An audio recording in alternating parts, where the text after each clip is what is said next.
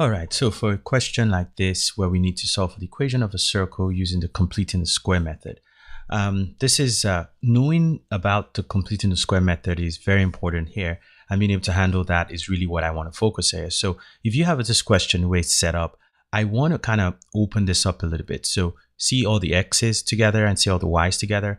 I'm going to kind of try to create some space there.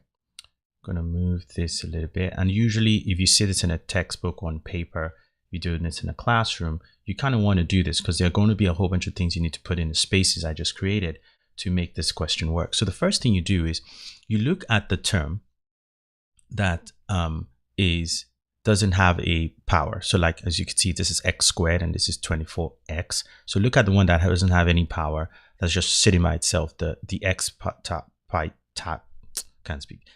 type or the y type, and divide that by 2. So like in this case, I'm going to imagine divide by that 2, do the same thing over here.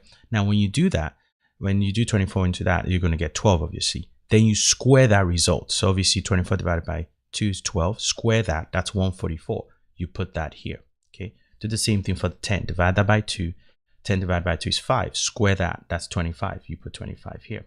Now, those two numbers you just got, the 144 and the 25, need to be added on this right side as well, okay? So you have that. So based on this, if you kind of focus on this right side for a second here, if you add all this up, 144 and 25 is 169, positive 169. So this is positive 169 with the negative 160 adds up to just a 9. That's the result there. So on this side now, what we do is we create these buckets of the parentheses, put a square there, put a square there. Now, since this was x squared, there's going to be an x here. Since this is y squared, there's going to be a y here. Just take the y, forget the powers, because the square takes care of that already. Now, what you need to put in this spot is what we had here after we divided by 2. So if you go back to what we did here, we had said 24 divided by 2, that was positive 12 because of the sign. So you just put plus 12 there. And then over here, what did we get just before after we divided by 2? We got plus 5. So put plus 5 there. So that's it pretty much at this point. So usually it's a plus here because of that plus. So at this point now, we've kind of been able to create our circle because we now know a few things about our circle. We now know that the center of the circle is going to be on the x side. So the center is the center of circle. You just reverse the numbers you see in here. Since this is plus 12, the x coordinate of the center of the circle will be, since it's plus 12, you just reverse that to be minus 12. So the opposite of what you're looking at there. And then same over here is plus 5. You reverse that, that's at minus 5. And then this 9 actually represents r squared. That's what this 9 represents. So the r, which is the radius, if you do square root on both sides, obviously that would be 3. So you now know your circle has a center minus 12, minus 5, and a radius of 3. That is what it has. So if you were just going to draw that, you would have something that looks like this. Quickly, you would have something that looks like that, where it's a center negative 12, negative 5, with a radius of 3. A radius of 3, so it's 3 long there. That's pretty much what they want for a question like this. So I'm going to do one more of this, but with a slightly more challenging equation to deal with. All right, so obviously you can always rewatch that video. So now, so the next question this time is, what if we had some leading numbers for the equation we had to deal with? So what if we had 2x squared plus 2y squared plus 6x minus 8y plus 12 equal to 0. So what do we have a situation like this? So the first thing you do again, well, actually in this case, there's one thing we absolutely need to do that's a little different from the other time that we didn't do the other time, is I noticed that I have 2's common to everything. And usually with the leading x squared and y squared, you don't want to have a number in front of that. That's usually makes it more challenging. So let's go ahead and just do this. Just divide through by 2 everywhere, including the right side. And this is actually made possible too because there's a 0 here on the right side. It's an equation, has a left and a right. So you divide through by 2 and you get x squared. You get y squared. You get 3x. You get minus 4y. You get 6, and all of that is equal to 0. Okay, So this is where we are now. Now, to make the completing square work, we need to get all the x's together, all the y's together, and this 6 needs to go to the right side. So I'm going to move this 6 over here. So on this side, we get -6. I'm going to get this 3x with this x squared. So I have x squared plus 3x there. Leave a little bit of space.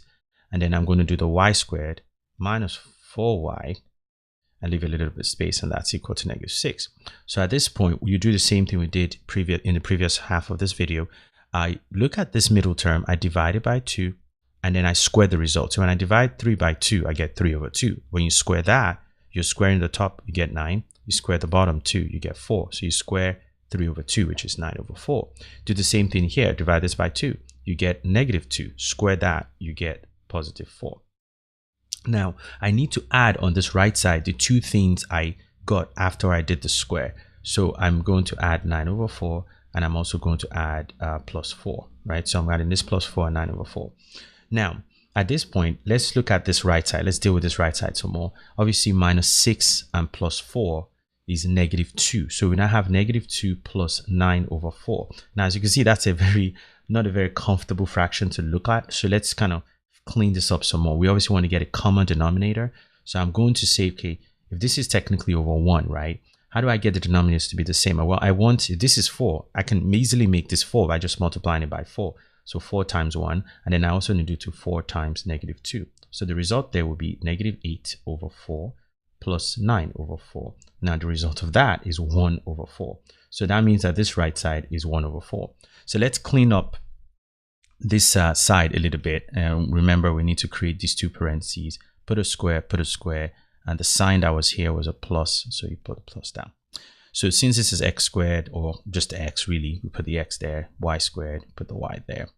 Now, what we put here is always going to be what we got right after we divided by 2. So when we divided the original 3x by 2, we got 3 over 2. Now, all you care to write is the 3 over 2. I see some students at times writing 3 over 2 and x. You don't need that extra x, just a number in front of the x is what you need.